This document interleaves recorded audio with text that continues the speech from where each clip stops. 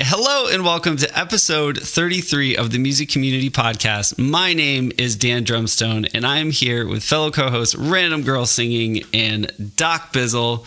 And how are you guys doing?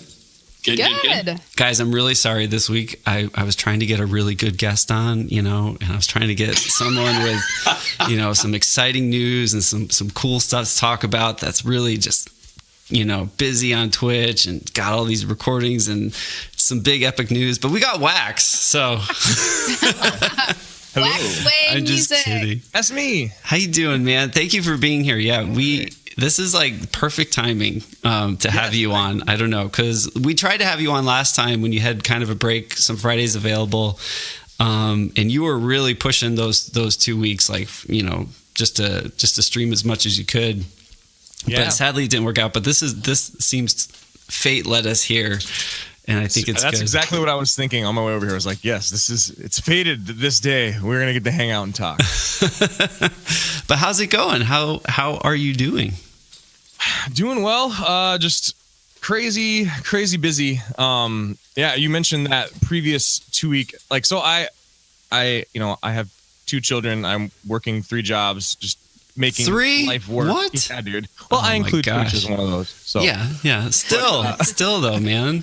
It's literally not one moment of my time is not spoken for. That was a lot of double negatives there. I hope you figured that one out.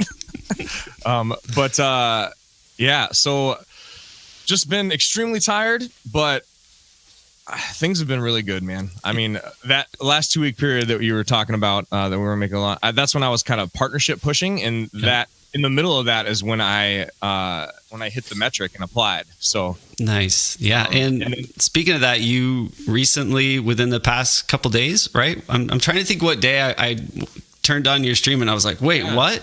We were in the studio and I told you were streaming and I reached over. I was like, look, and Steph's like, what? Like your check mark? Yeah, like it was a couple days ago, right? It was last Wednesday. Wednesday. Yeah, a bunch of so I just started my stream. I was like, getting in the thick of it, like, because I just have to get into a zone and I have a bunch of stuff I have to do to make it happen. And then after I got done with the first song, there was just like 30 Twitch staff in my chat saying, "We got your sugar, we got your spice." Oh my gosh! Your dashboard was something nice. And I checked my dashboard, and there was something nice. Dude, that's so cool. That's so awesome. It was really, I felt the love, and then I don't know, and that was the day that sub bombs started. Yes, so there was a craziness that happened that I still can't quite comprehend. So that's awesome. Crazy. That's super awesome. It's really cool, dude. Proud of you, man. Yeah, thanks, guys. It's cool, man. I've been working real hard over the last year to try and make this happen, and it feels really good. Yeah, it's really cool to be a part of it and to have it happen before TwitchCon. So when we get to go into TwitchCon, I'll get to go in the partner lounge and do all this stuff I saw last year that I was like, oh man, that's so cool. Oh, look at that jersey. Oh. So. Man, this whole year has been just a crazy ride with Twitch. I absolutely adore it. Yeah. I feel like because I've been trying to make music my entire life ever when I graduated high school. I didn't go to college. I started recording an album and started touring. And I don't know. Let's talk about that. Let's talk about early WAXWAYNE years. When did music enter your life, or the thought of it, or when did you start playing? When did all of it kick off? Well, it honestly all goes back to when I was 2, and my dad and my brother brought home the Nintendo Entertainment System and The Legend of Zelda. Don't remember the gold cartridge. That was my first memory of everything, and a big part of that was just the music. I don't know, it really got into my head, and then just with my brother, he taught me how to harmonize, my older brother, Jamie. And we would sing along to Boyz II Men songs. Whoa. I was a little kid. And it was great. And then, I'll make love to you. Right? That's Boyz II Men, right? I think so. Yeah. I don't think they would have sang that one to each other, though. Well, Dan. That's just a little weird. I remember hearing that on the school bus being like, whoa. That's quite scandalous. But then just always had music in my family. And then I grew up playing in church, actually. I was just blessed to be in a position to have adults that cared about like what I was doing and my musical development, and that came through the church. Like, you know, when I was in 8th grade, I basically I started singing, and that's how I started learning theory, was through singing at church, and like how to lead a band and how to do all that kind of stuff. And then, nice, dude. Yeah. So there's a lot of really, basically just a lot of amazing people in my life have contributed to me being able to play music and write songs and all that stuff. Yeah. Well, that's really awesome that you had like that support at an early age. Cause I honestly feel that Twitch is that place for so many people now. Like the Twitch music community. I mean, there's not, if you go, it's hard to find an audience for one, when you're playing music, but also to get that, like if you have connection with other musicians that you can get feedback, constructive feedback, and you can trust that, you know? Yeah. And I just, you know, people message me about questions about stream setup, about all sorts of stuff, you know, and I always want to be the person who's gonna help out, you know, help the next one in line, because that like is what people did for me, and I'm just so grateful and thankful. And that's one thing that, like, actually with this podcast that I love is that there's always teachable moments. Like Doc, anytime if there's like something that maybe like someone wouldn't know, like it's like kind of our streamer language, like you were talking about raids or hosts or something the other day, and you just break it down for people. And like when I first started with Twitch, I didn't know any of that stuff, you know? And if I had a resource like this, like, I don't know, it would have helped a lot. It is hard though with the questions that sometimes you do get. There's no like answer, you know, that could be easily, you know, like, hey, how do you do this? And it's like, like it's so hard to explain sometimes. Steps, yeah. It's like, yeah. It would. I appreciate you saying that, man. It's really cool to me to be able to hear and have so many different perspectives too. Like, I mean, I've said it several times. Like, I've heard Stephanie say things on our podcast that have challenged me to look at trolls a different way or look at certain things a different way. And it's been really cool getting input and having guests like yourself that come in with a different perspective and say, hey, this is what this experience is like for me. It's really encouraging. I think it's good for the whole community too. Yeah, and we get to be a part of that. When you learn, we learn. It's awesome. Yeah. Really cool. I don't learn anything. I pretty much know everything already. That's by choice, though, Dan. That's by choice. No, it's very true. So when now you mentioned after high school you went into, I didn't know this. Like I want to know about this. Oh yeah. Like post like high school and all that. Yeah, there's been a lot.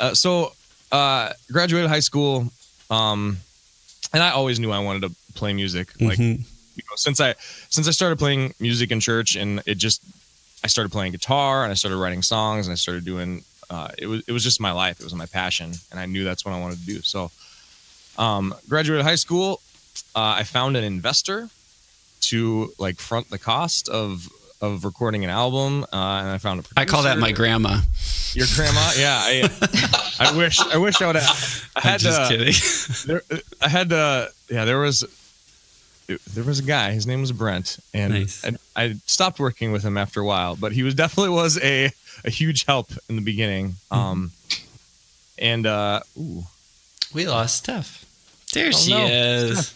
I left and come back because I keep having this issue where I'll hear the first few seconds of what Wax is saying, and then it like mutes him. So I heard him say he had an investor, and then I didn't hear anything after that. And I'm like, wait, I want to know what he's saying. So I hope that leaving and coming back sort of like reset it, and hopefully that works. It's really weird. Can you hear the beginning and the end of what I'm saying now? Yeah, and then nothing in the middle, and I'm sitting here like, that nodding and smiling thing happening. I just want to talk to you. Yeah. But yeah, so someone who basically paid for the recording of the album and, you know, invested in, I paid him a return back, like with the sales, and just started touring around the Midwest, playing colleges and schools and churches and. Was it a full band? Yeah, full band. Yeah, and it was a band called Benson Wells. Our stuff is still up on like Spotify and stuff. You can check it out. Yeah, and literally did Benson Wells for 10 years, dude. Yeah, up until recently, like a few years ago. That's a that's a long time. That's impressive. It was a lot, and it was some of the best times of my life. So, getting to hang out with friends and play music, but also some of the most tough times. Like we got to, honestly, like some of the tough times become the most cherished times you think about afterwards. Always. We got the privilege to be able to tour Denmark for like 5 weeks. We went to Denmark and just played around at all sorts of different places, and it was one of the most difficult things I've ever done. Just having to like figure everything out and make everything work. But afterwards, like even if we were just sleeping on the floor, sleeping in a sleeping bag, it didn't matter. It was just. We were doing what we were trying to do. Yeah. A couple of weeks ago, my wife and I went to see one of my students. They're on tour right now. They're doing like all North America, then Australia, and then Europe, like for the next like year. Yeah. And we saw him on the second show, and he looked tired. And my wife's like, he looks so tired. How long have they been on the road? I'm like, this is the second show. He's got like 80 to go. And she's like, oh my gosh, this poor guy. So it's a rough thing. It's fun, but it's my brain can't even, like, if I tried to do that now, there's no way. Like touring is not something I could do. And that's why I'm so thankful for Twitch. Yep. Because you can bring the tour to wherever other people are. Especially with like having a family and stuff. Like for me, it's the best thing ever. I don't have to be out all day long to play a 2-3 hour show, where I can come down and do a 2-3 hour show, and still be home, still be up for bedtime. It's pretty cool. It's pretty awesome. So when did Twitch enter your life? When did you hear about Twitch? When did you discover it? Yeah. So I discovered it, I think back in 2010 or 2011. So I'm a huge Magic the Gathering nerd. That is man. How do we boot someone from a call? Very easy. Oh my gosh. I'm just kidding. That's all right. I'm nerdy and proud. But yeah, so I would just watch people play Magic, and one of my friends was a Magic streamer as well, who became, went on to do a lot of Hearthstone stuff, and so I've been on Twitch for a long time. I discovered the whole music aspect of it when we had our first child, when we had Bear last year. I was just up at random hours always because, we'd be feeding the kid and, letting my wife get some sleep. And there were like just different things I was watching on Twitch because that's just where I would go. And then I can't remember. It was Chase Sings at one point, which became Chase Eagleson, I think. Mm-hmm. And then couple streams and then Scene of Action. Those were two that really kind of like showed me how things could be, the potential. Yeah. I had no idea that it could be so amazing, and it basically just showed me that this platform, whatever you put into it is what you're going to get out of it. Yeah. Well, then you moved pretty quick then. Like, did you just because some people see music on Twitch and then they just kind of toss around the idea of hopping on for a while, but because if it was that, because you were at TwitchCon and I was, you started, you were already streaming for a bit. Like I dove in head first. When I saw like the potential of it, and I was about to start a new musical project, and I was just forming all that because I was just really inspired with the birth of my son and just the path my life had taken the last couple of years. So I just had a lot of songs that were just coming out of me and just ready to go. And that's where the whole Wax Wayne thing started. Initially, it was just, I was just going to write and record a song a month for 2 years. So in the end, there'd be 24 songs. Is that for like the Faces of the Moon? Yep. I know there's 20. Is there 24? Because I was going to ask you to kind of talk about that a little bit. There's 8. Yeah. There's 8. I don't know. Yeah. I'm a drummer. No, that's all right. And yeah, I was just saying, yes, there's 8. And that's, each of the EPs has 3 songs on it. Got it. And So each of them has a phase. And yeah, so it just kind of morphed into this thing. You know, one of my first streams actually was a production stream. And that was like in July, and I was just trying to figure out how streaming worked. You know, I was like, I got OBS, I got a stream key, I got a camera. Let's just turn it on just to see what happens. And that was mostly just troubleshooting. That's what it was on. But then I slowly started to figure all that out, and I had this concept for how I wanted my setup to look like. And so throughout that last summer of 2017 is when I figured that out. And then I knew in September, I actually, before I even really started pushing streaming, I bought my ticket to TwitchCon. My ticket to TwitchCon. Just because I knew that I wanted to be a part of this. Yeah. And I was going to just push as hard as I could and see what could happen. And so I started streaming, and I streamed for like a week in September to 0 people. You know, I streamed, I think, like 3, maybe even 4 times. Oh, yeah. Stuff's gone. We'll get her back. She's going to switch computers real quick. Okay. Yeah. But then I was just checking out, you know, because I have been lurking in a lot of music streams just to kind of see what was going on. I was hanging out in Megan Linnaeus' stream, actually. Yeah. And then people started mentioning Minnesota, and I was like, what? I'm from Minnesota. And they're like, you're from Minnesota. And the Meadow Fox was like, oh, you're from Minnesota.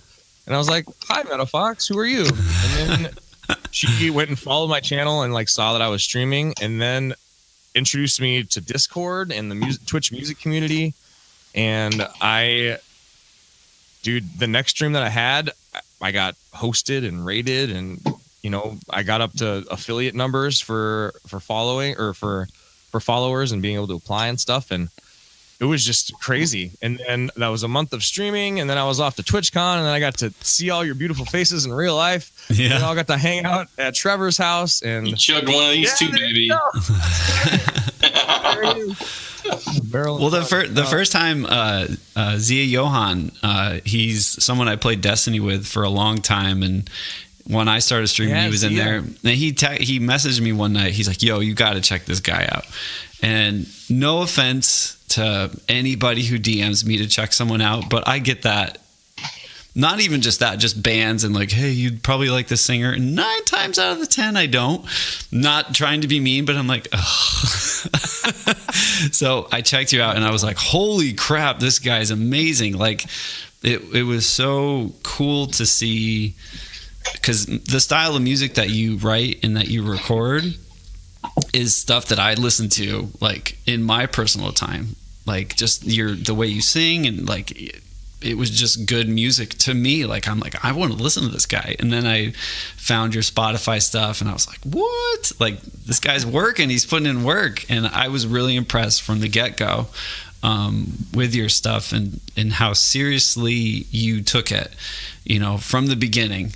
And I admired that a lot. So thank you, Zia. I don't know if Zia's here. But. Yeah, Zia. I love you, buddy. I miss you. Yeah. That guy, like, he got a new job and things changed. Yeah. That's the thing that is also crazy about Twitch, is because, I don't know, people have lives. People can't always be there. And it's, you miss people after a while. Like when you see them show up, you're like, you like genuinely get excited. Yeah. Yeah. I don't know. It's amazing. Now, so you had baby number 2 along this path, and things got crazy. Yeah, so we had baby number 1 last year, and that was the year of, you know, getting started streaming, going to TwitchCon, and baby number 2 came in January, and so congratulations, by the way. Thank you. It's amazing, dude. Having 2 is exponentially more difficult, but it's really like they're already starting to kind of like play together and hang out. Yep. And it's just, I don't know, it's so cool to get to be a part of, like, watching and teaching a life, learn everything. Yep. You know, from the get-go. Yeah, you're so not cool. A parent anymore. Now you are a mediator. You're like a professional, you know, but that's awesome, man. That's so cool. Now, like, because you kept streaming and all that stuff throughout all this, so I admire that a lot. When people, you know, parents and even people that work a lot of jobs put in, you know, you can tell at the end of the day, you can just kind of imagine what's happened during that day, and then you're seeing them at the end of it, and they have the fullest of energy. I really do admire that a lot about you, because you would never notice that. I'm sure there's been days where you're just like, I could sleep for a week straight, but you're streaming and you're being positive, and you're being engaged, and you're not letting that show on stream. I think I don't know. Well, I mean, very admirable. I honestly get energy from streaming. Like, it's one of my favorite things in the world to do. Like, getting to play these songs that I love. Some were written by me, some were written by other people, but like generally everything that I play on my stream, I'm a fan of that song. Yeah. And so just getting to do that just jacks me up. It fires me up. Yeah. I get really pumped. So question is, how tired are you at the end of a stream? Because sometimes, for me, it's like, yeah, you get all excited. At the end, you're just like, I can't stand up, Once the adrenaline's gone, you feel it, but it's worth it. It really is. That's awesome. Well, so you're going to TwitchCon this year, correct? Yep. Yeah. That's awesome. We actually we're doing a donation goal right now, which my community has been awesome. Because so actually what's happening is me and my wife and my 2 kids are going to be driving across the country from Minnesota to California. Ooh, fun, man. Yeah. To go to TwitchCon. So it's going to be a blast. I love getting to go on road trips, and we might be a little bit crazy, but it's still I'm looking forward to getting to show the kids just the world, You're very brave. Yeah. I'm like, Mom, can you watch my kids for like 4 days? No, that'll be a great adventure, man. I hope we'll get to see a lot of Instagram pics and a lot of tweets and stuff like that about that. We'll be documenting that for sure. Very cool. Now, with TwitchCon coming up and all this stuff, because we've all been there. Steph, you've been there more times than me. This is what, your 3rd time there? I thought you went the year before that. No, it wouldn't have really been worth it. I was such a new streamer that, I don't know. Maybe that's ignorant to say, but for me personally, I don't think it would have been really worth it. I was barely established, and I knew some people, but I didn't really know a lot of people. And I was sort of glad that I held off a year and then went the year that it was really going to count. Especially having kids, and limited funds and everything. Like, sometimes people get really upset that they get really excited about Twitch and really upset that they can't go, that first year. But, I think for me, it was worth just holding off and, networking and making those connections and having a little more experience under my belt. And then when I got to TwitchCon, it was like I didn't have an empty second, Yeah. It was great.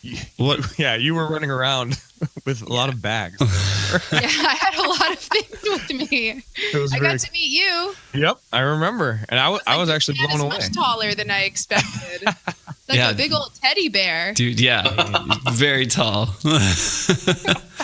What are you talking about? I'm 5'3". But I wanted to ask you guys, like, it's something that I've thought about a little bit, but going this year, now that you've already been there and you kind of know kind of the pacing of it, who you're going to run into maybe, or just the way panels work and all the other things that are happening, is there a better way that you want to spend your time there? And maybe this could be advice for people that went last year for the first time, and is going again this year. Is there anything different you guys want to do, maybe more of or less of? Because I definitely don't want to loiter as much. I definitely had fun last year, like sitting and talking with people, but I want to like move around more. I want to meet like more new people, because the new people that I met last year were really cool that weren't in the music. It was just like in line at the Hot Pocket stand waiting for free Hot Pockets.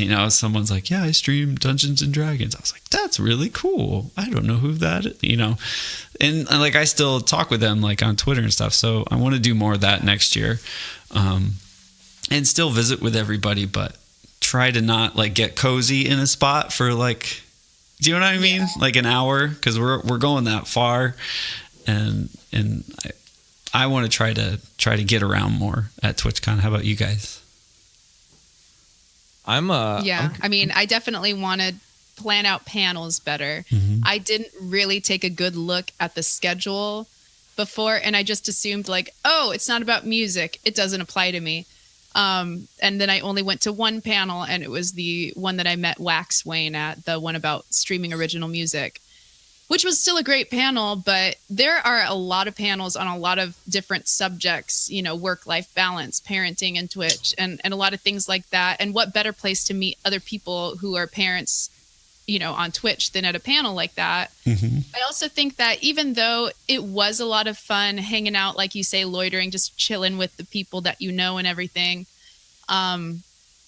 it's a business trip in many ways. It's an opportunity to network and step outside your comfort zone and go up to that streamer at a meet and greet and tell them that it's been really awesome watching them and they inspire you, you know, getting that courage to go up to people you don't already know, that's not just in your safe bubble, and tummy's growling, sorry. To those folks. So yeah, I think that I'm going to be a lot more aware of what the schedule is and try to take more advantage of that kind of stuff and network a little bit more. Yeah. In that, because the convention, I forget it.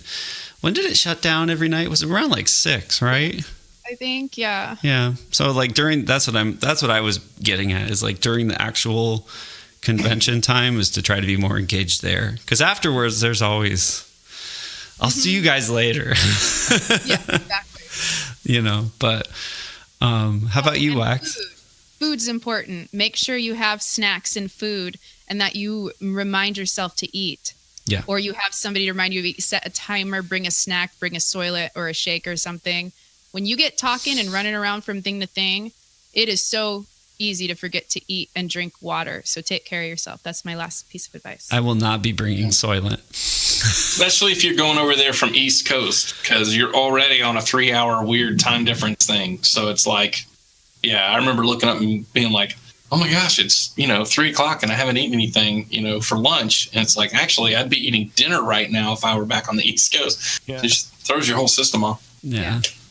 How about you, Wax? Is there any goals this year for TwitchCon you would like to?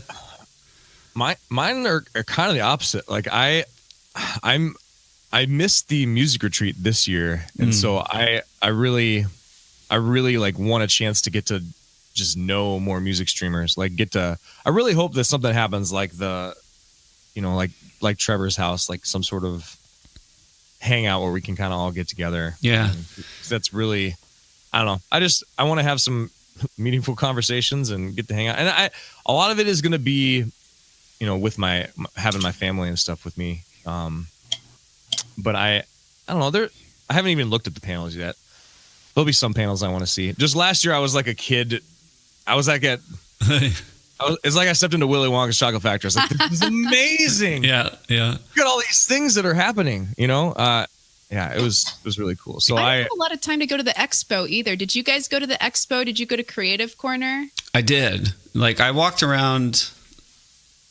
You talking about like seeing all the pieces of art and stuff? Yeah, all the different creative artists and things like that. But see, that's one thing that I want to do this year is like actually talk to them, because I just would pass through and I was like, that's really cool, but I was still I didn't want to be that guy, and now I want to be, because I've seen a lot of these creative streamers and I really love their work, and I just want to talk to them and tell them that I appreciate the time that they take to bring their artwork to TwitchCon, because that's got to be hard, like to set all that up, especially if they're coming far. That's something that I didn't think about last year. I was just like, oh, cool, they brought art. That's neat. But then I remember thinking about it when I was leaving. I'm like, that was probably a lot of work to get all that there and to get it set up and presentable. Because, we just think about music and, stuff like that, and manufacturers that, have booths there and stuff like that. But I was really impressed how Twitch, let them set that up and made time for that.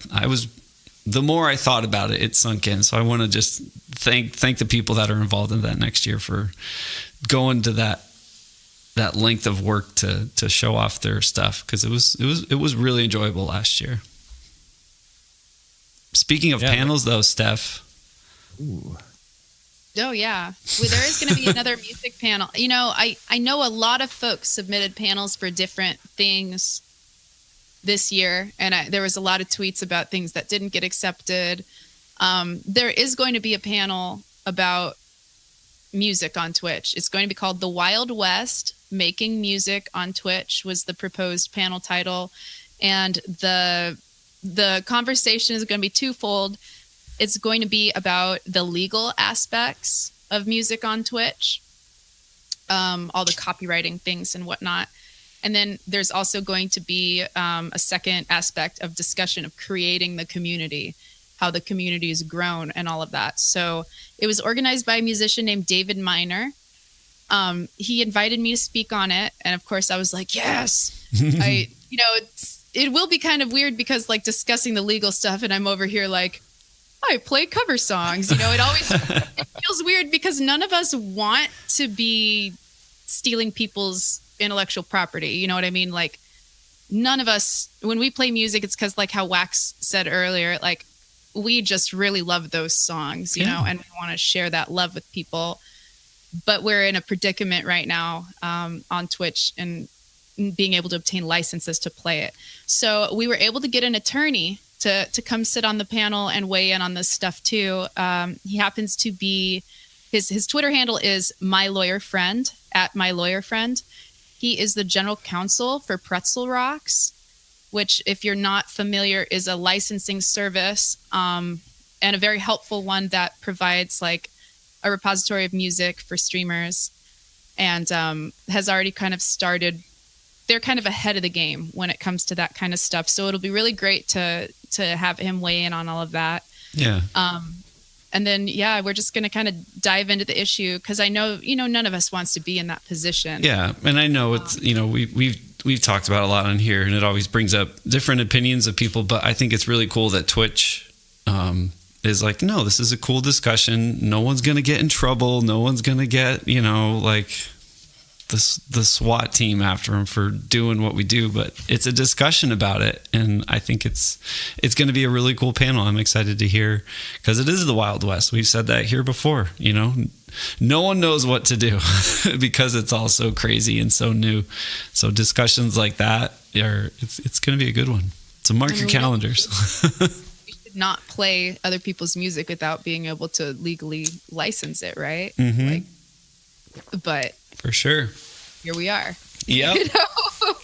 Yep. That's not like it's our fault we're making the content, but it's not our fault that we have no reasonable venue to go about obtaining those licenses. I think people would pay if they could. Yeah. I for sure would. Yeah, I would do it in a heartbeat. That's why, like, I'm not saying like I do my part, but I subscribe to all of the Spotify stuff. Every time I play them online, I'm using Spotify, to do a little bit as much as I can. But if I could do more, I definitely would because I do appreciate the content that I'm using. But yeah, there is Twitch news though. Do we want to start talking about this? Twitch news. Big news, actually. All the categories and sorting of everybody is about to change in September, right? Isn't that when they're rolling it out? I think so. Yeah. So for those of you that don't know, there's going to be no more IRL, from what I understand. Because this all happened, like we were in the studio and Steph, really quick, you did amazing. It was really fun last week for the listeners that are listening. The recording was awesome. We had a great time. But we also were like, yeah, is anything happening? Because we were just down here all the time and it was just, we were like, all... Hey viewers, what's new? Yeah. And right in the middle of the stream, they had just sent an email out that they were saying, yeah, they're actually like getting rid of IRL, getting rid of creative, and creating a bunch of smaller, newer subcategories. Yeah. So things like there's music and performing arts, hobbies and crafts, sports and outdoors, sitting and chatting, like a lot of different things that you see in IRL or you see in creative, but standalone. And the extra layer of this that is causing concern for some creators is that they are all going to be mixed in with the browse directory with video games as well. So that's going to take IRL, which is usually like the fourth or fifth or sixth most populated category on Twitch, right there at the top of the browse directory. And it's going to split it all up into smaller, categories, smaller games. Mm-hmm. And it's going to probably, people are worried, reduce visibility for non-gaming content on Twitch. And people are honestly worrying that it's going to kill off these communities. So yeah, there's a debate. I've noticed some people saying this is a great opportunity because now I can properly categorize what I'm doing. Now people can search and look for what they're doing. And other folks are saying this is actually very terrible because at least we had those power in numbers. Maybe it was all mixed together. Yeah. Why don't you just take IRL and sort it in like a landing page? So what do you guys think? I could go on about this for a while because I did get to simmer on it, once everyone left, and I've been thinking about it. I think it's amazing. Steph, we talked a little bit too in Talk and Wax. I want to kind of get your opinion, but like these new categories like science and technology, what are some of the other ones like outdoors and stuff like that? It's just showing how the platform is expanding to be more than just gaming and not just gaming in like this of IRL, of just this random like, oh, there could be stuff on here if you look for it, but you got to take the time to do that. I love that there's going to be this new thing that if someone says, you know what, is someone fishing right now on Twitch? Hey, cool. Instead of being like, scroll through a bunch of people talking into their speakers for page after page and then going, oh, there's someone. The new tag system is coming out, which I think is going to help a lot too. Because I'm not even talking about music right now. I'm just talking about people finding things on Twitch that are different than gaming.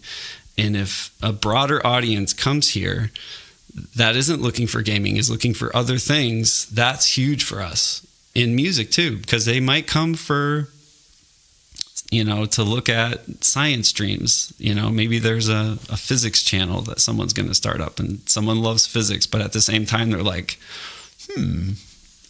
music. And then they get to see Wax. Whoops. And it'll actually pull up channels that people are playing drums, which is a lot easier than the way that it was before, I think. Yeah. And personally, I think I can see how people can be scared if their channels have, how do I put it? If I don't think they've survived though in IRL, I don't think IRL really keeps any channel going. I think it's just, maybe you get discovered there, maybe something happens. It could be cool. But I don't think that's what makes the channels the channels. I think the content in the channel, whether it be music or gaming or whatever, I think if the content's good, people are going to find it regardless. It might not be at a certain level that someone's happy with, but the right people will find it. I think if people have been streaming music, I actually think, and we've talked about this before, that if we're all in music together collectively, that's going to be way bigger than what IRL has done for anybody. If you really do think about it, if someone's typing in music and now we're all in that spot, those are the people that you want in your stream that are interested in that, not other people searching for other things that just happen to come through, maybe give you a follow and then they're out. I think look at the draw discovery. Yeah. So I think Twitch is onto something a lot broader to where they're trying to build up, these categories, but do it right and make them easy for people to find, but also to gauge what's actually on Twitch. Because right now there's no one, you can say, yeah, there's music on Twitch, but half of them are here, half of them are over here. Some don't know how to do categories yet. They're still playing Tetris, The challenge is, how are they going to show people who have always known Twitch for video games and who get on Twitch because of video games and don't realize there's non-gaming content? How are they going to lead those folks to non-gaming content without this very big visible category with 50,000 viewers that shows up at the top of the browse directory. Well, didn't they do some undeniable? I'm sorry. I was IRL was kind of undeniable, you know, like you would just always see it, and so it was kind of like this big, like, oh, I could go in there and dip my toe in and see what happens.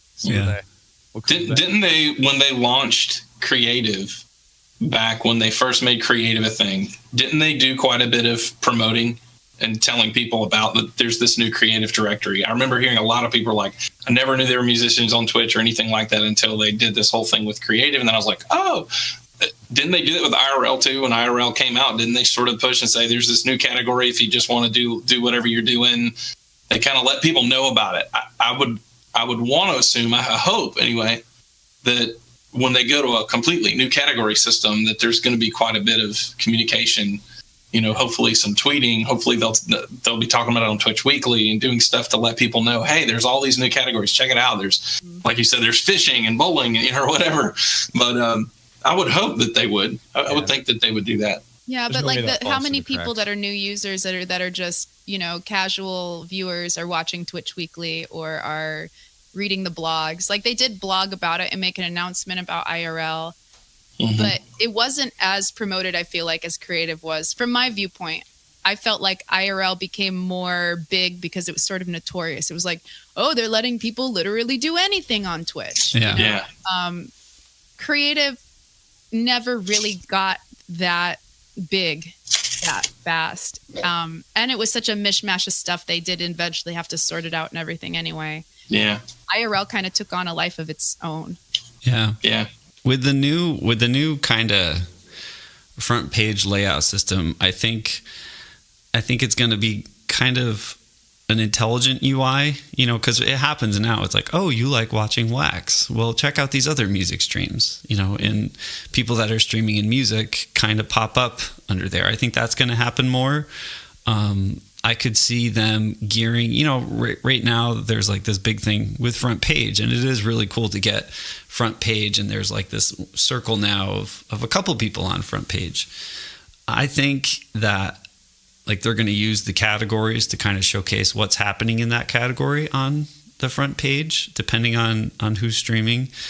I could see them doing like YouTube does. You know, they have that button up at the top corner with the 3 lines. You hit it and there's a drop down and you can see stuff. I think they're going to do something like that for people, not just search. You know, I think there'll be kind of like a drop down system or.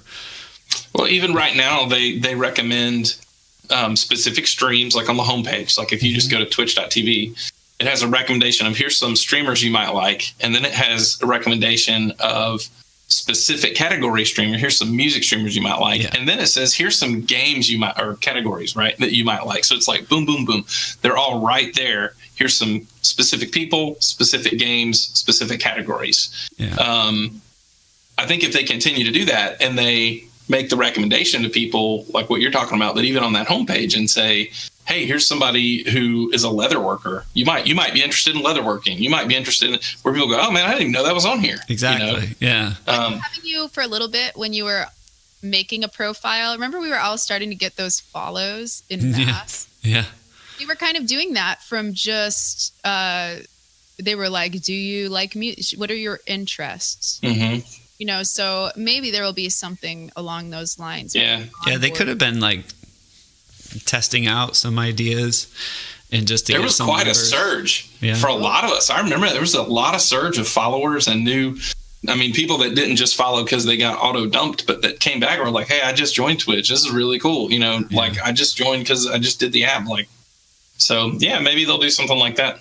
Yeah, I'm excited. I don't think it's going to hurt the music community in any way. If anything, the music directory and people that have been streaming music, I think it's going to help them out even more because I think it's going to, just the way they're sorting it. And whatever it happens, we'll adapt to, you know, like we'll figure it out. There's a bunch of enterprising individuals in the Twitch music community. Well, I'll be like, yo, there's a lot of viewers in Fortnite, guys. I'm going to start streaming in Fortnite. Let's just go play music in Fortnite. Yeah. Yeah. You can see it in nature, though. I mean, if you view it like is there going to be an initial sort of shrink down, you know, with this type of an action? Probably. like there probably will be an initial felt, like when you prune, a tree or a bush or whatever. Not that we want to cut anything, but when you sort of make a little room, you're making a little more room to be specific and say, I want branches to grow this way and this way. I don't want it to just be a big old bundle mess, right? Trying to clean it up like that, I think leaves room for each of those individual things to then bloom on their own and become a big thing instead of being one big jumbled mess. See, that's just my thing. I don't know. See, I think some of the bigger streamers that stream music, that do stream under IRL, having them in the directory with music is going to help out not only them, because maybe they'll get, people from other music streams that, there's been a lot of new people, even the last like 6 months, that still don't know, that still browse the music directory, that don't go in IRL because it's IRL. They don't have interest in it. So I think it's going to help tenfold, but I think it's going to help show people how big our community is, and that's what's important right now.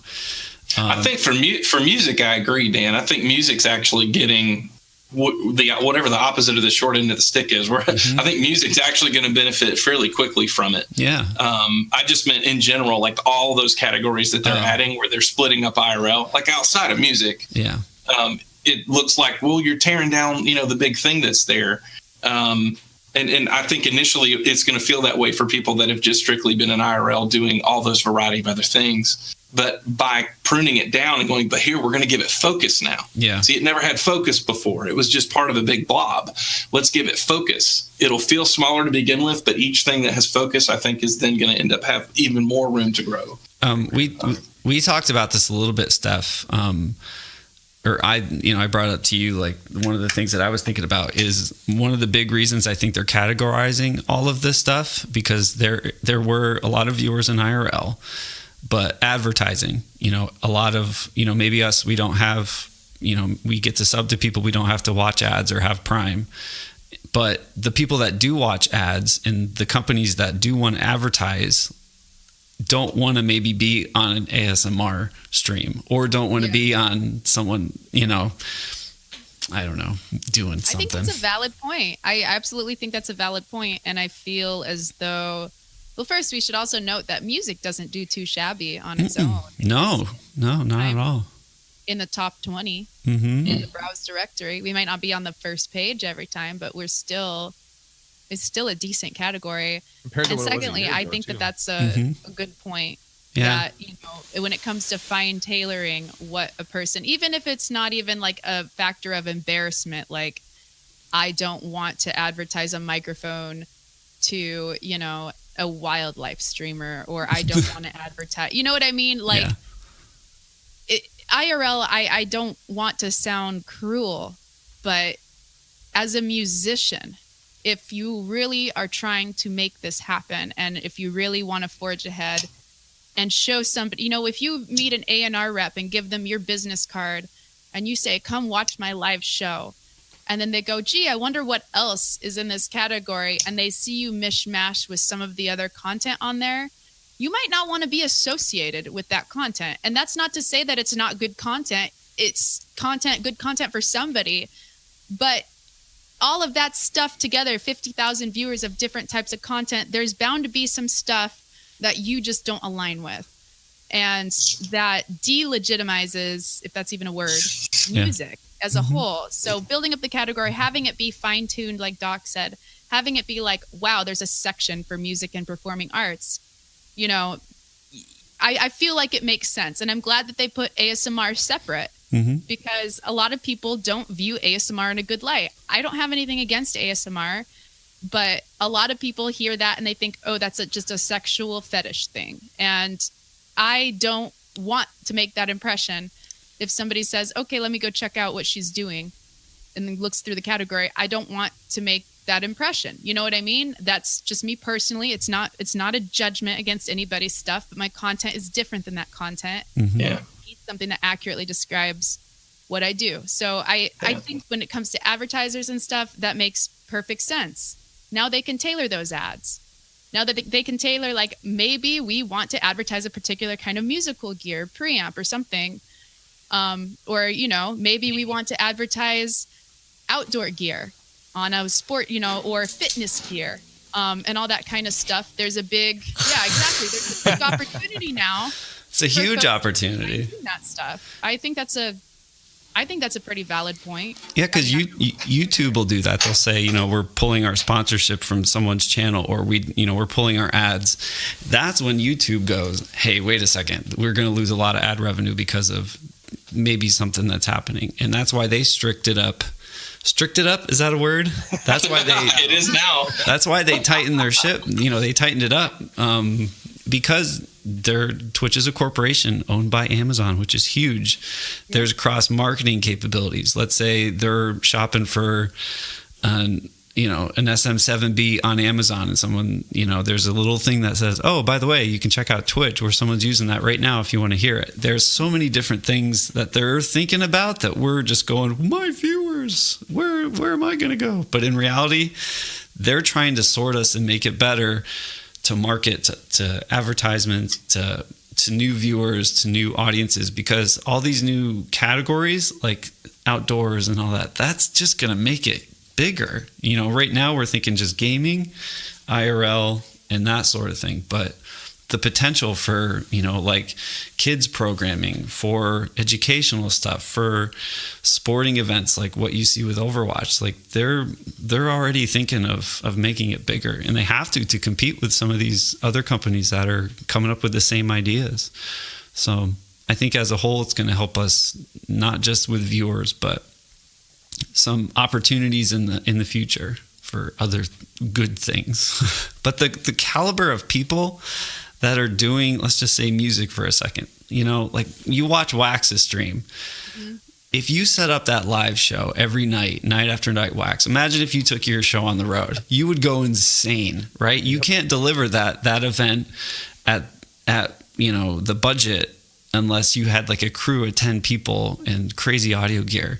Like you're getting content from people, even like to see someone play like Laura does, like at that caliber, to just turn on your computer and watch Steph sing and just play her heart out. Like that's such a unique, crazy thing that I know Twitch knows it too. It's something that's not going away, and it's only getting bigger and better. So having us all together to show the potential and show how diverse and talented and nice our community is, that's just going to make us, it's going to help everyone, I think, Rant over. I agree. End scene. John Bonds in the chat was talking about, I'd like to be able to filter exclude by tags on the music category.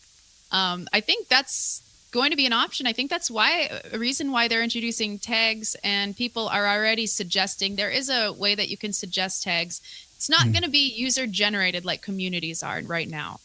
Back in the day when Creative had tags, it was sorry, my Minnesota comes out when I say Minnesota.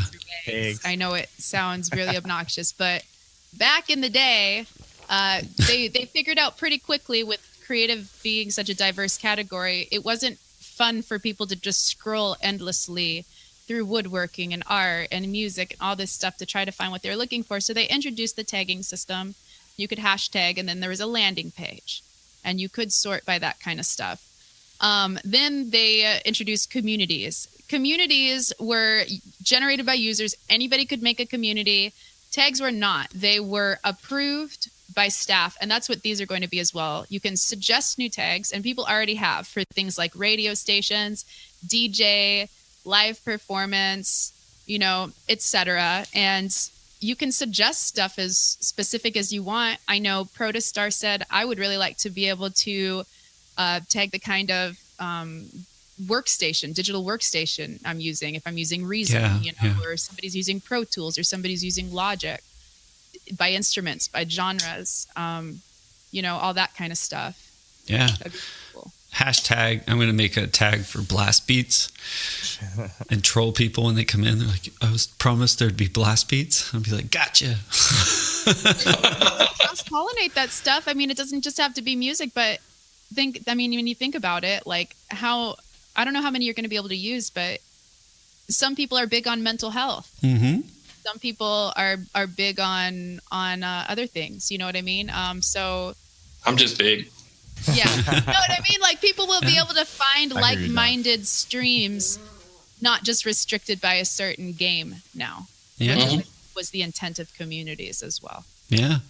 And like I said, right now, a lot of people, when they first hear about it, they're thinking about their thing, right? You know, or they're thinking, well, viewers, or you got to look way past that for a second. You know, there's this whole machine that's working that's just going to work better and smoother, I think, which in turn is going to bring in new people, and an audience that'll be better.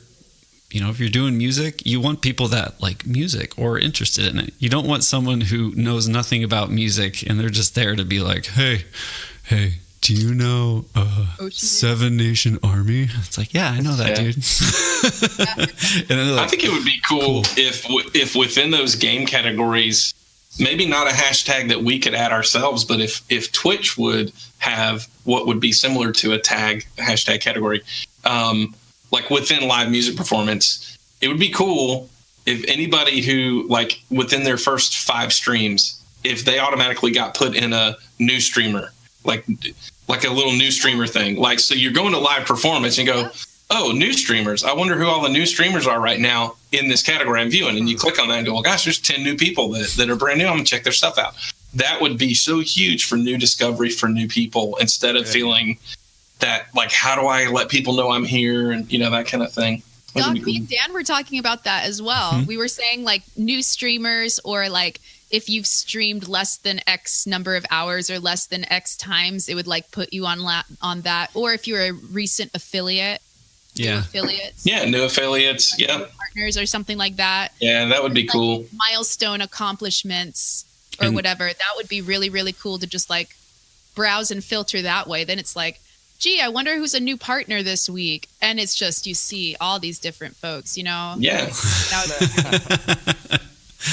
Dude, that's so cool. That's so awesome. It's so exciting. There's so many good things happening right now in our directory that, I don't know. But that, now that you mention it, it's like, I don't know how often it happens in other directories, but like there's been a lot of just cool buzz, you know, a lot of new partnerships, a lot of the viewers, all the people that are supporting all of us are just, we're very lucky, and there's some good love going on, but I don't know, on all the front page stuff that's happening. Yeah. A lot of people on front page. Yeah, I know. Too many. Jeez. So many. I mean, I've seen so many musicians on front page lately. Between the charity initiatives and music events and people's own personal pages, I feel like there's been somebody on front page like constantly. Yeah, almost every day. Music, and that's just great because I'd never been on front page before. But last week when I was, there were comments in there that's like, wow, this is cool that this is on front page. I didn't know that people did music here. Yeah. I didn't know they even had this kind of stuff here. Yeah. And if you are a music streamer, and you get somebody that actually have to do this myself. I want to make a command that's like a shout out to the music directory so people can follow that link and follow the music category. Because then you can always say like, oh yeah, there's a ton of us, but you've got to follow this. Go ahead and follow this game just to make sure you can see it anytime. Yeah. Yeah. And like even like a year ago, front page time for music was like a very rarity. You know, like, or I feel like I didn't see it a lot.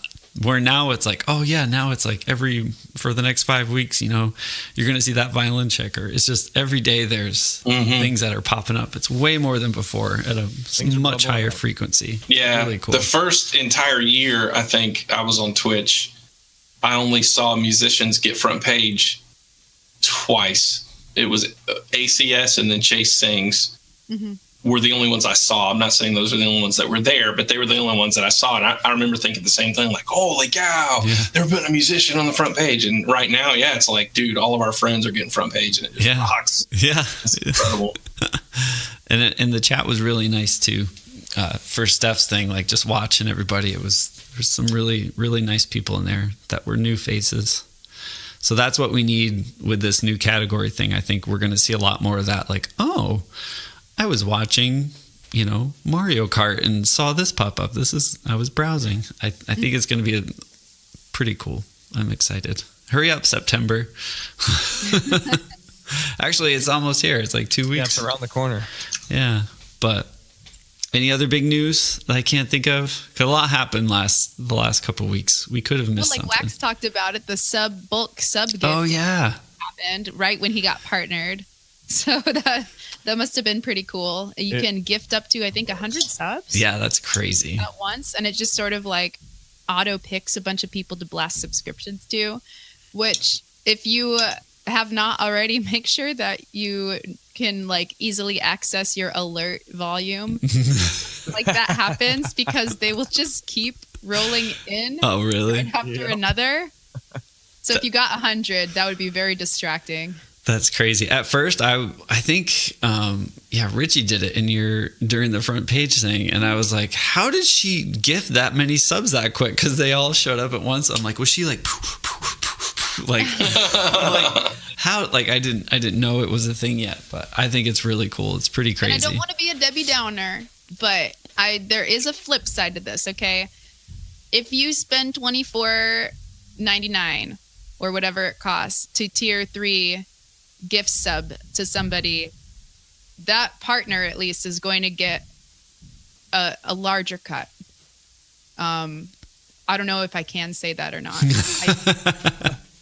No, you can. That's public knowledge. But yeah, and if there's not a discount, for instance, like there's not like a bigger benefit. You can give a whole bunch of people those, but like bits, might go further. Like, it's financially, I'm not hung up on it. It's awesome that you can do that. It's really, really fun. But if that is a concern of yours and you want to be able to support somebody and have that support go a little further financially in that broadcaster's pocket, you kind of have to look at the different methods in which you can support those folks. I'm curious. You know how like the bits cost different, like if you're on a browser or on mobile, the price is the gifting different? I've never thought about that. When they first released it, I haven't looked at it in a few days, but like the day it went live, I went and clicked on it to see. And no, if you buy 100 subs, it's still $4.99 per sub, which really surprised me.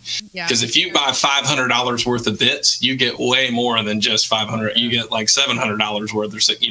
There's like a bonus there when you spend that much money. So I was real surprised they didn't offer a discount. Yeah, I noticed you commented on that on Twitter, and I think that is something that maybe people might want to be aware of if they are going to drop that much money to support. Like, depends how much, how far you want that to go in the broadcast for the broadcaster. It is. I was in a gaming stream earlier today, and someone did it. Like, and it was cool. Like, it was exciting, but it's a chat. All of a sudden, it's just like, wait. Huh? What just happened? And even the broadcaster is like, whoa, oh my gosh. Hold on, I gotta read all these. Like it's a cool like energy. I don't know that can happen, but it's a morale boost. Yeah. Subgifts in general, I feel, are like the best of all worlds. Everybody feels it is, and I don't know how accurate that algorithm is either. Like how it picks the people. Yeah, how it picks. Yeah, we were joking. I was like, "Stay hydrated, bot" is just like, look at all my emotes right now. Like, it's got to be interesting because we were talking, like, if let's say you don't even have 100 people in your chat, is that still an option? Like, I'm curious. We'll have to create. Can you do tier 3 like sub bombs as well? Is that a thing? I don't know. Yeah, you can do any tier. You can do the different tiers. Okay. Mm-hmm. I find it cool. Can you imagine somebody giving away 100 tier 3s? I think someone's going to, and then make a YouTube video about it. Probably. Some sort of highlight. $2,500. Like, please just send me the cash. Please just send me the cash. I mean, that sounds kind of cruel, but if you go follow Omid, OP group, he put out a tweet a while back when Twitch added sub gifting and had added tiered subs about that, how many features they're doing that divert revenue from straight into the broadcaster's pocket via donations or tips or whatever, and then back into Twitch. And he had a statistic. He said that broadcasters would need to earn, I think, would need 47% more subs or something of that nature to be making the same type of revenue that they were making before. So if you're not growing in those sub numbers, you know, I mean, it is just something to keep in mind. It's not that it's bad. Twitch needs to keep the lights on and keep the servers going and bringing features and paying their people. And it provides this platform, a very reliable platform for us. Mm-hmm. You know, at the same time, when you're supporting somebody, it almost feels like, I know that these are great pay it forward initiatives, but it's not completely altruistic. Yeah. No, I get what you're saying. Yeah. It's, yeah, I guess you're right. You're making me think stuff.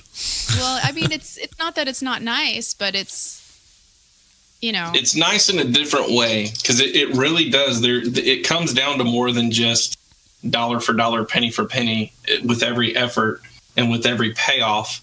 Those morale boosts, sometimes they come in the form of you got a new emote. Sometimes it's a new album. Like, that's a morale boost for your community, and there's a positive payout to that ends up building positive things into your group, and people come around more and they want to be there more. So there's definitely a payoff. It's still a payoff. It's not dollar for dollar payoff like when somebody donates cash.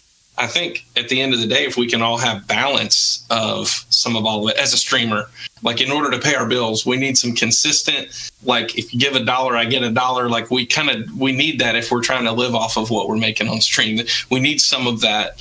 But we don't, I wouldn't want to say I'd rather only ever have that and never have subscriptions or sub gifts, because if you throw out the other, to me, I would be throwing out or throwing away that morale boost, that momentum boost. Mm-hmm. Even when somebody just gives away one sub gift, there's been people in my channel that get a sub gift and then they're like, whoa, man, oh gosh, thanks so much. And then they're there for the next week. I got a new viewer. I got a new follower. So, though subscription is not an accurate term for these things anymore, for a Twitch Prime or a gifted sub or whatever. It's more like a membership. Subscription sort of, connotes that they are going to renew. It's going to come back. And before all this stuff happened, it was a little easier to predict income, a little bit easier to predict. And now you can wake up one morning and your sub count can drop by like 100 because you had a big day of sub gifts. And it makes it a little more difficult, at least from month to month, to just be able to predict. You know. Yeah. I have a question. Sure. I have a question. So, do any of you guys have Twitch Prime? Mm-hmm.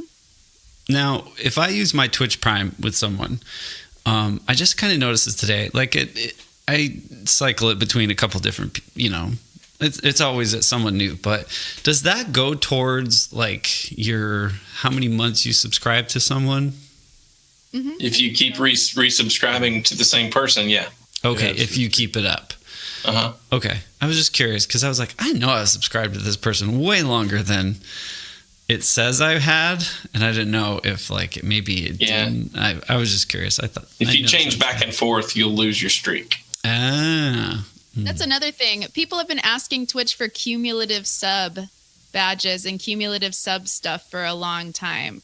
A lot of people have been asking for that. Guy subs to you for 23 months, and then on the last month, his credit card gets stolen, or he loses his job or something. I would like that guy to be able to come back and sub the next month and get that 2-year sub badge. Yeah. Give me 2 years of support. Starting at square one kind of stinks. People have been asking Twitch for that for a while. It doesn't keep it going? It breaks it? Yeah, it'll break it. It's not cumulative. After 30 days. After 30 days, it breaks it. I agree with you in circumstances like that. I think if it were just an automated thing where you're like getting a badge that, it's like the on again, off again guy. Over 2 years, I've subbed to you. I got 3 sub gifts to you in 2 years, so I want my 3-month badge. It's like, you just happened to be here and got 3 gifts in 2 years.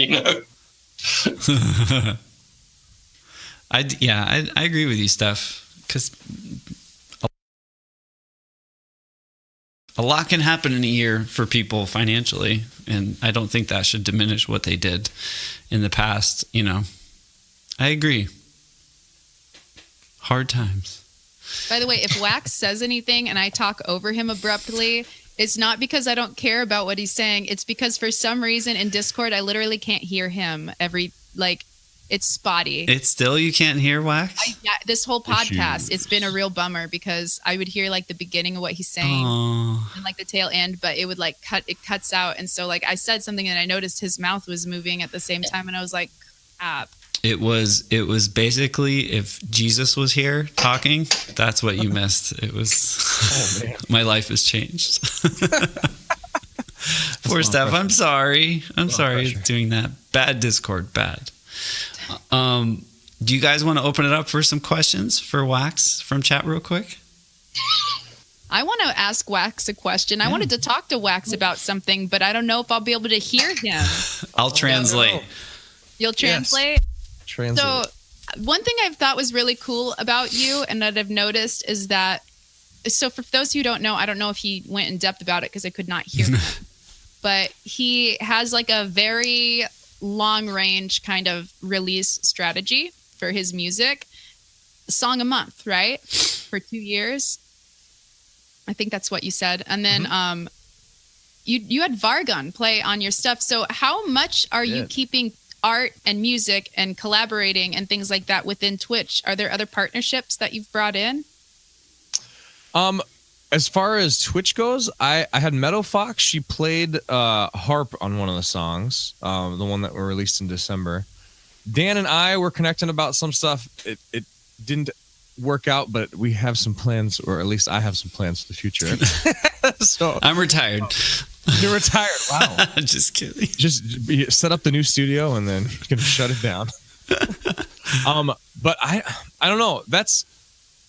TwitchCon is going to be a big thing where I'm going to try and collaborate with as many people as possible. Like Middream LA, I'm super excited to do some music with those guys. They've been doing a lot of collaborations as of late. But yeah, I mean, I really just am like, I might, if I can't do something, that's when I bring in other people.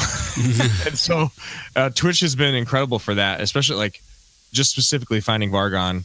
Oh, yeah. And just from the moment I heard that dude, he had an original song, I think it's called Tales of Japan.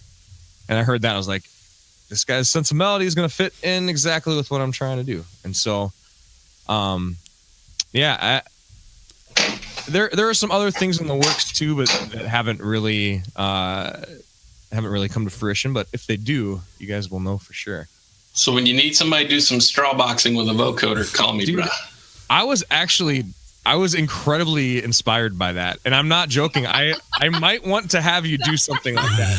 Because at least as like a layer to build something off of. Because the straw boxing is unique and special.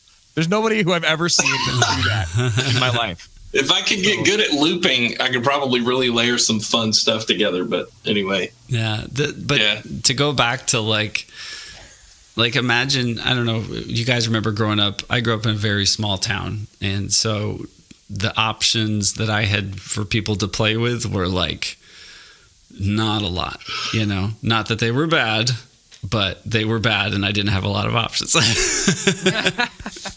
But I do feel like even what we just did, like with Steph, I mean, that's all because of Twitch. Everyone that was here they were all Twitch people that were musicians, but the caliber of musicians, you know, like we did stuff and then Vargon comes in and you see Steph just be like, oh my God, like her face was just like, you know, to hear. It was amazing. But to have like an option to say, hey, I would love to have cello or harp. How many harpists do you guys know that live in your town?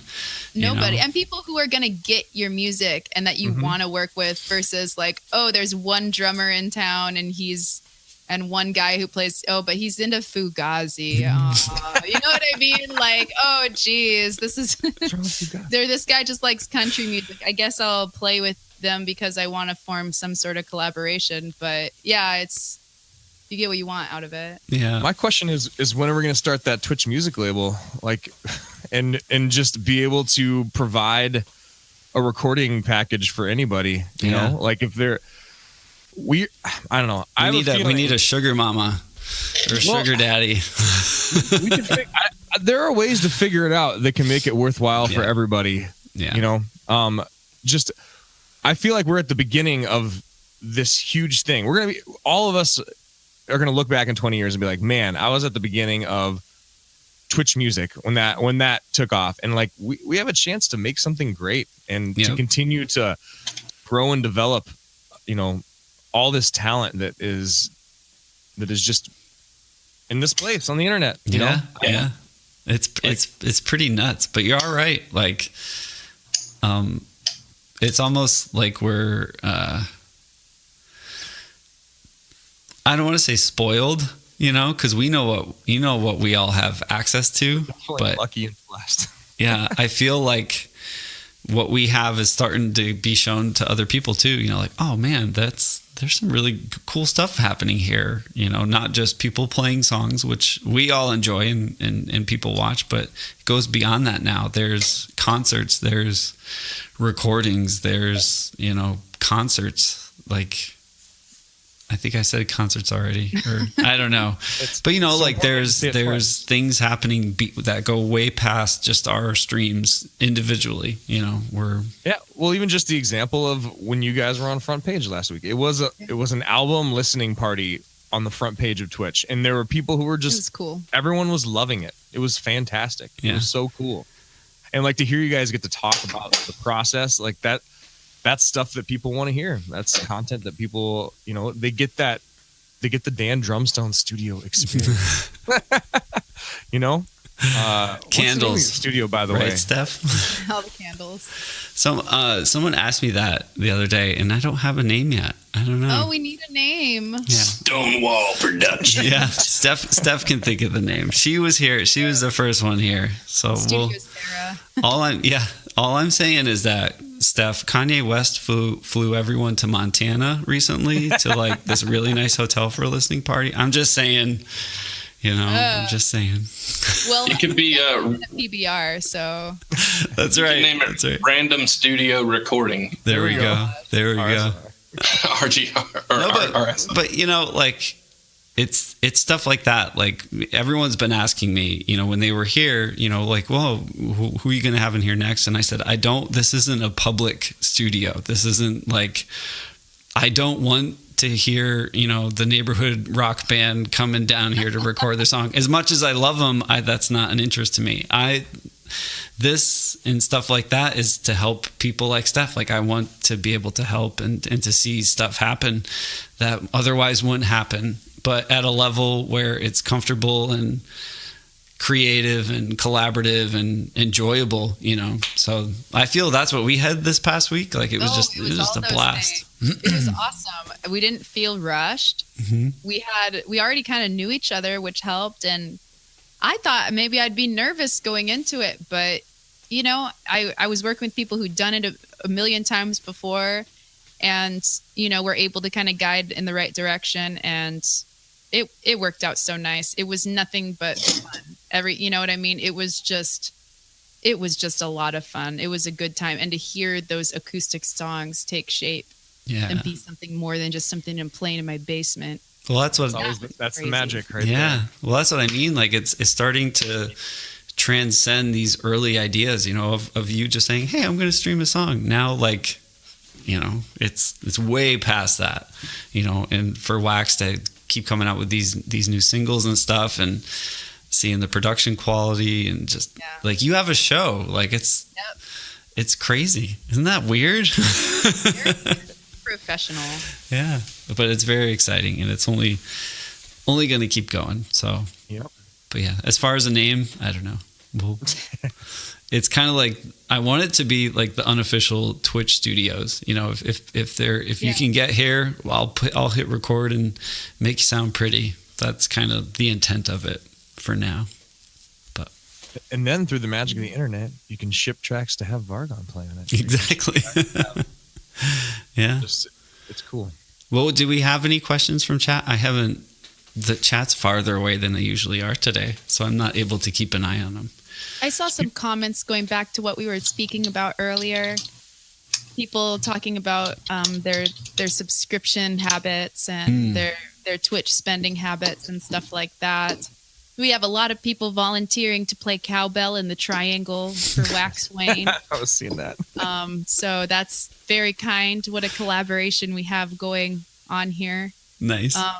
But yeah, if anybody is curious about WAXWAYNemusic, please pick his brain right now. Yeah. How now? Do you do a lot of the recording there, Wax? Because I've seen some streams where you're in a studio. Yeah, I do. I do some here, and then for things like vocals, I work with a guy named Cody who is he makes all my stuff sound good. He engineers and does some producing as well. Mm-hmm. And so we do vocals at his place. But most of it's done right here in this little place that I got. Isn't that neat though? Like what we can do now?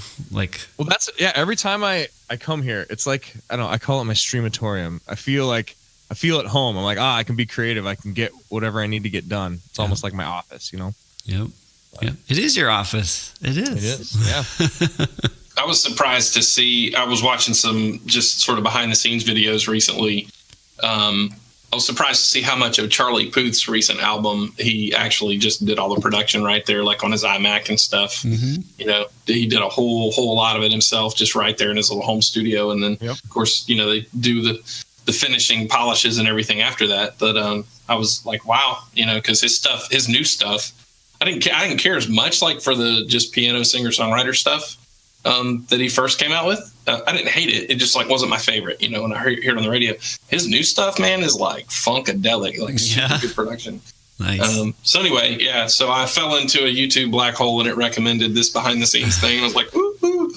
But that's my 2 cents on what you can do at home, kids. If you get a little bit of equipment and put your mind to it, you can learn and put some good stuff out there. Yeah, it's pretty crazy.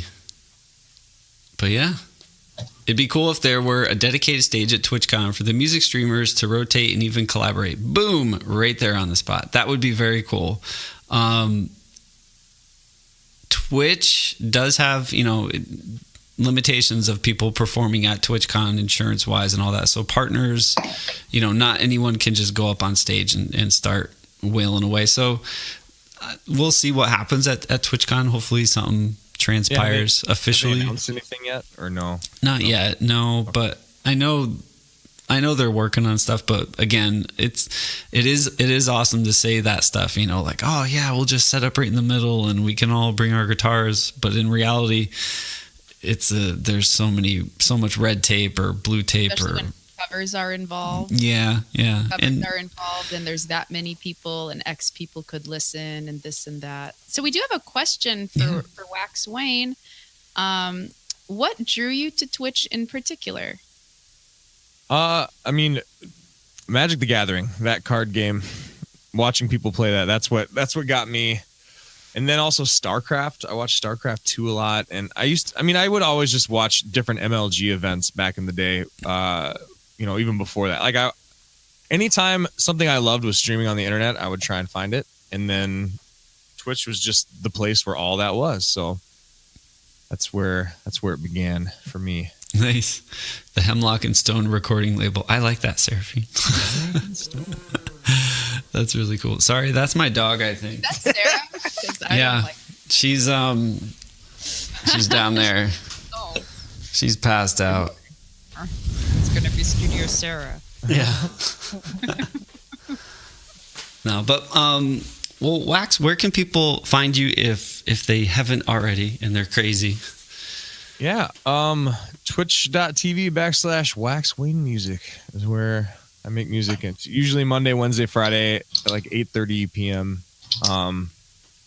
But with the new kids and stuff, things have had to just be flexible. So it doesn't. My stream schedule does not stay consistent, but yeah, I've been doing pretty well lately. It's been good. Yeah, well, people are very understanding of that. I think on Twitch, like no one comes in and is like, "Hey, haven't you been on?" You know. Yep.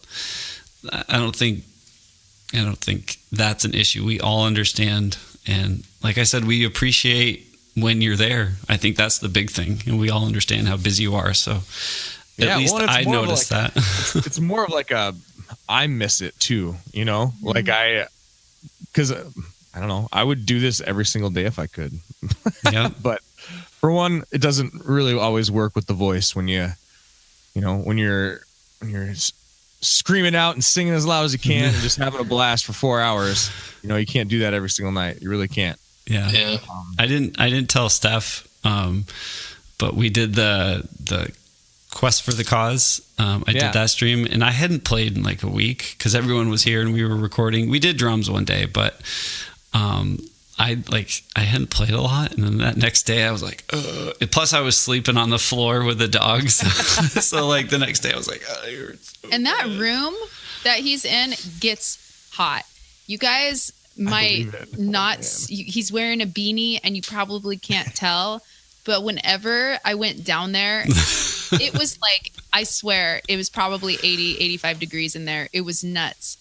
Like, Ray was down there for 5 or 10 minutes, and he had sweat just pouring down his face. Yeah, I was like, you guys can come in, and they're all on the door like, no. The monitors, the computers, and Dan just wailing for hours. He came out, he had visible sweat, like all over him.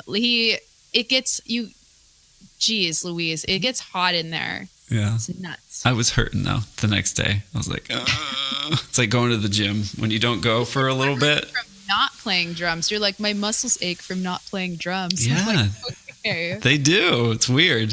Being old sucks, Dan. I know how you feel. Yeah. I'm trying not to use that excuse, Wax. Just always in pain. Yep. No matter what. I'm so ripped that it hurts me not to exercise. Like,